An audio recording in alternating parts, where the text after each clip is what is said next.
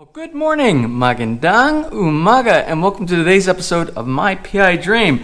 Today, a day that many of you have been waiting for, and has to do with our product review and comparison between the GoPro 5, 6, 7, and our new 8.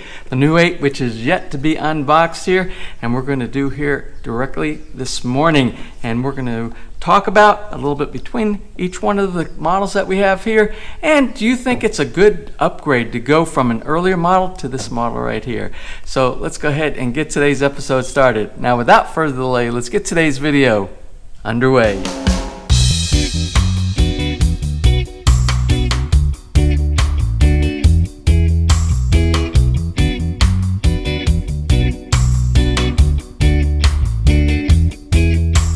Now, the first thing I want to start today's episode out is unboxing the new GoPro Hero Black 8. Now, the Hero 8 has a couple of new features that make some improvements from some of the earlier models, but is it better? Also, there is something that probably a lot of people don't know. The GoPro Hero 8 is not backwards compatible with a lot of the accessories that you use for some of your older GoPro models, specifically what I have here, the 5, 6, and the 7. And that mainly has to do with size, because for some reason, GoPro has decided to go in and change the size of the new model, the Model 8. Let's go ahead and open up the box and see what's inside. Now, the GoPro Hero 8 comes in the same attractive package that you get in the earlier models. The early models that I have here, the 5, 6, and the 7, came in a package that looked identical to this. Very nice, very professional. Gives you an opportunity to look through this little plastic shell on the top. You can go 360 degrees all the way around. And it's very good marketing. So let's go ahead and open it up. They got this little tear piece on the bottom to open it from the bottom. We'll slide it out. Now, a lot of people throw away this little piece up here. I've saved it on all of mine. Because I've used it for other different accessories, because it uses the same type of mount that you use with some of the other GoPro accessories. So I caution, or I advise, that you keep this right here. Now, inside the box, you have a manual, you have some quick start guides inside here, you have questions, a little GoPro sticker. I've always gotten these GoPro stickers. I'm not a big sticker person, but if you're a sticker person, there you go. And there should be a battery and a cable inside. Here's your standard USB to the special, and I say special because I think this is only for GoPro. You cannot use like the regular off-the-shelf type of a cable to connect to the GoPro. I think a big marketing plus for GoPro to maybe kind of manipulate the market on that a little bit. And then you'll get, this one comes, it looks like, with one little adapter right here so that you could slide your camera in, and it has a 3M adhesive so you can put it to like maybe your cap if you're a bike rider, or maybe any other accessory that you want to connect it to. And I will tell you, the 3M adhesive is very, very strong, so you don't have to worry about losing your camera. And then last but not least, which is a necessity, is your battery. You have the GoPro battery inside here. And I have these. I bought some GoPro batteries, and I've also bought some GoPro batteries that are off-brand. And I will tell you, my GoPro actually have longer lasting lives, but that's for another review at another time. So let's go ahead and get everything set up. Now, something I'd like to talk about before we get any further in today's episode is the battery itself. Now, this is the GoPro 8. This is the battery that came with it. Of course, it has the blue bottom. This is the older battery that's used in the 5, 6, and 7 that I have here. Now, this older one will work inside the new GoPro 8, but you'll probably have some performance problems with it. There are limitations to using this older battery. The newer battery, it's actually more of a higher performance battery, and it was designed mainly because if you're using anything in high performance like 1080p or above, which is what we do all of our videos here, it will do better with this battery right here, and is what GoPro recommends anyway. Let's go ahead and put this down and let's talk a little bit more about the camera. And before we go any further, I just want to explain today, we're not going to go into the huge technical breakdown of all these different cameras. This is just a quick down and dirty, mainly the physical characteristic differences, and we're going to talk about a couple of the features that make the 8 an improvement over some of the other cameras, or is it? And we'll talk about that a little bit. But again, this is going to be a very basic comparison. Anyway, the 5, 6, and the 7, which this is the 5 on the left, and this is the 6 on the right, and I'm actually shooting with the 7 because it is the camera that I need to take today's video. But I'll have all 4 of them down on the stage here in a little bit, and I'll use my iPhone so you can see every one of them in front of us. Anyway, the main differences, physical characteristics. Well, I said something earlier that GoPro did something with size change, and they did. They made the 8 is actually just a little bit bigger. I don't know if you can see it so well from here. Let me see, I gotta look inside the viewer, but they are a little bit bigger. If we put them side by side, you can see the 8 is a little bit bigger as far as size goes, but that isn't the big difference as far as I'm concerned about accessories. Of course, it is going to have something with accessories because it will no longer fit in the original cases, and I have many different type of cases. It won't fit in those anymore. But hooking up accessories. Now, I used to hook up accessories. I took the little door off there. It will snap off, and this is how I use my external microphone. My external microphone hooks to the little USB port inside here, and that's how I get this excellent audio when I have excellent audio. Now, to be able to get to that, there's no more a side cover here, and over here where the battery is, it used to be down here, and we'll look at that. We'll pop open the battery cover right here. You see, that's where your GoPro battery is, right inside there. But the new 8 is no longer down here because they made a mount. Now you go to the side. The side now has the cover, and it also has the little USB connector inside here, which means I believe if I want to use my microphone, my external microphone, then I'm going to have this cover open, and it's going to be really awkward, and I don't know. We'll see. Again, this is a box opening, and this is first impressions for me. We'll see if there's some kind of workaround here. Anyway, so now you see the battery goes inside of here. USB connector is on the side now instead of the opposite side, which is very easy to connect to with accessories. And one obvious thing is now you have this little connector, and it's built in. Now, by having this integrated little mount right here, you no longer need an external case like this one right here that has the little mount on the bottom, because you have it here, and then you can connect this to whatever mount that you have that goes onto whatever accessory that you slide it in, and you just put your little screw in right here. So that was an improvement. Now, since I use an external mic to get audio quality, since the GoPros are not known for their audio quality, so I put these inside a case, and I'll show a picture of the case that I have, but basically this will slide into a case, and there's a mount for the special microphone adapter that you have to buy also from GoPro to connect your microphone to. Now, they have this available for the GoPro 8, so what we'll be doing, we'll be buying that, and maybe we'll do a review on that when it comes in. So now for me, this little mount adapter right here really doesn't do me a lot of good because I'm going to go ahead and use the case by a company called Ulanzi, I think that's how they pronounce it, Ulanzi, and we'll use that for our microphone adapter, and again, it will fit inside a case. So anyway, those are the main differences. There's one more thing. One other change I'd like to show you is there is the mode button. Can you see the mode button over here? Now on the 6, and oh, by the way, you can see the 6 has an indicator over here. The 5 shows it's very hard to see. The 7, they made it a lot better, which is we're using the 7 right now. Has a big 7 over here that shows you what model you're using. But anyway, the 8 has it right here.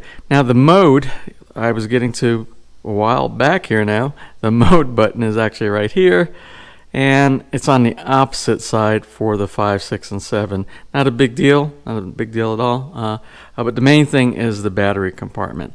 Now, once we get that Ulanzi holder, the case that has the cold shoe on the top, and it has its own built-in connector for the bottom like this right here. What it will do, it will pretty much replace this. I'm sure this pops off and comes off just like the other ones. It will pop out off right here. It will go inside, and the Ulanzi case has its own that has a hole in the side for you to be able to connect to the USB without the battery falling out. Now, one of the last things I want to talk about today has to do with some of the technicals. I said I wasn't going to get deep into the technicals, and I am not. I just wanted to talk about a few of the things that are important to me, and if you're doing a comparison for shopping, things that you might want to look at. So anyway, I did a little spreadsheet. I threw some numbers down on an Excel spreadsheet here, and basically I was looking at resolution, I was looking at the battery, some of the features inside, and pricing. So let's go ahead and first look at the resolution. Now, of course, there was big improvements when they went from the 5 to all the rest of the models they have here. There was some restriction and basically frames per section for 4K, for ultra high definition 4K, and they were 30 frames per second. All the other models, the 5, 6, and the 7, you can go up to 60 frames per second. That will give you a much higher quality, but that will also eat up a lot of your data, your bandwidth on your SD card. Now, I normally run in 1080p. Again, the 5, it was restricted to 120, where all the other models had 240 frames per second. So there's really not much of a difference between the 6, 7, and 8 when it comes to that for me, for my needs and requirements. Big difference here inside the battery. Take a look at the battery between the 5, 6, 7, 8. Now, the battery life on the 5, 6, and 8 are 2 hours. That's expected battery time during normal usage. But with the 7, it is only 1.5. Might have something to do with why I am having so many problems with the 7. I've talked about this on several of my episodes.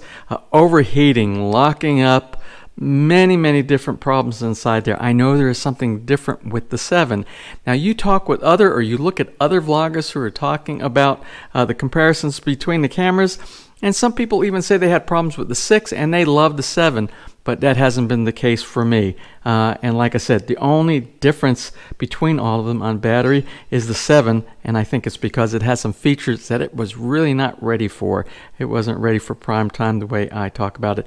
And the micro SD that you can put in. The max size that you can put in the Hero 5 is 128 gigabyte.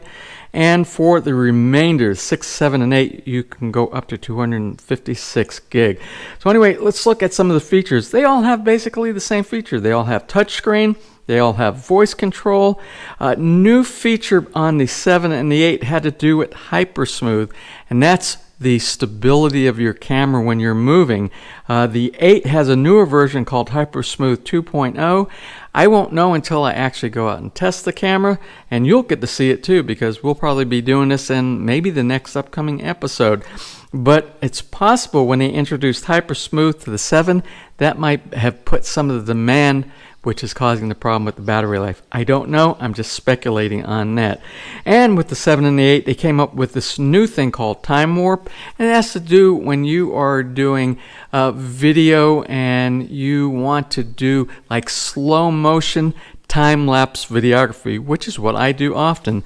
It came with the Hero 7, and there is a new version with the Hero 8. I have yet to test that out. We'll test that out later. And again, the field of view for your camera, that's basically how wide of the area that you're going to see, whether it looks like a very nice cinematography landscape or a very square box like you would have seen in the 1950s televisions, very square, that type of resolution. Not much of a difference. There's up to 5 different resolutions they have: super view, wide, linear, normal, and I think M. I don't remember. I think M is medium or something like that. But normally what I use is super view or wide for almost everything that I have. So all of them pretty much cover that. Now, the important thing that you're concerned with, and I was concerned with when shopping, is pricing. I have a list of the pricing basically between the difference of buying here in the Philippines over Lazada and the prices of buying on Amazon.com in the US. You can see the Hero 5 Black, about $303 US, $229 in the US on Amazon.com. I could not find the Hero 6 on Lazada. It wasn't available, and we'll talk about that in just a moment. But I found very few also available in the US at $249. Hero 7 is still available at approximately $290 here in the Philippines, $229 in the US. And the Hero 8 Black, approximately $372 here in the Philippines on Lazada, and $299 in the US on Amazon.com. And that was as about, I'm going to say about 2 weeks ago when I did the research for these. Now, I want you to see something. On the Hero Black 6, you notice it's not available here in the Philippines, and you can hardly get it in the US, because I believe that if you are on a budget and you want most of the features, I would recommend you go with the Hero 6 Black. I think you get the most bang for your buck with that. It's I think proven from what I've had with my camera, and it's quite a bit less than the very new Hero 8 Black, especially if you're buying it here in the Philippines. If you can grab that, if you can score Hero 6, and you don't need the latest and greatest, and you want to do really good vlogging, that's my recommendation for today. Well, that is about it for today's episode of my mini review of the opening of the GoPro Hero 8 and its comparison with some features to the other units that I have around here. We will do some more updates to today's video once I get some testing in. I really want to test the quality of the microphone. As you know, I said earlier, the GoPro has never been known for its really good audio quality. It's had quite a bit of problems, especially when it comes to wind and noise. It's just a nightmare, which is why I use the external Rode boom microphone that I use on my system.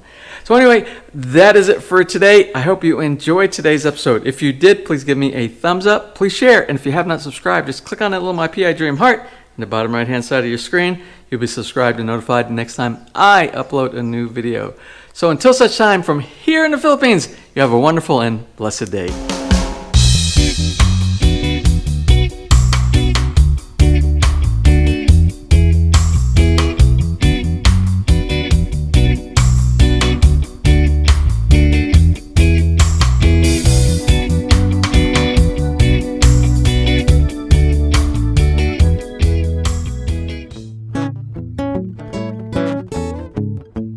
If you enjoyed today's episode and you would like to see more just like these, just click on one of the helpful links over to your right and you might be able to pick up on some good information on DIY projects, how to, or if you are interested in moving to the Philippines and building, you'll find answers there as well.